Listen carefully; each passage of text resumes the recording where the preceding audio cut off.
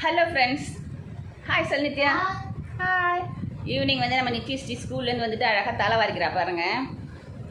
மொஹால வீணெத்திக்கெலாம் வச்சுட்டு இல்லை என்னம்மா சாப்பிட்ட? தயிர் சாதம், அப்புறம் வெண்டைக்காய். சூப்பராக ஞாபக சக்தி இருக்குது பாருங்கள். தயிர் சாதமும் வெண்டைக்காவும் சாப்பிட்றாலாம். ரொம்ப ஹாப்பியாக இருக்குது. அவளோட மெமரி பவர் வந்து நல்லா கூடிகிட்டே வருது. ரொம்ப சந்தோஷமாக இருக்குது. அதே மாதிரி நேற்று புளிச்சக்கீரை போட்டு தொக்கு பண்ணியிருந்தேன், அதை போட்டிருந்தேன் வீடியோ. அப்போ வந்து ஒரு சிஸ்டர் கேட்டிருந்தாங்க, ஏன் அது வந்து ஒரு கசப்பு தன்மையாக இருக்குதுன்னு. அதனுடைய இயல்பான குணம் வந்து கொஞ்சம் கசப்பு, புளிப்பு, துவர்ப்புலாம் இருக்கும்.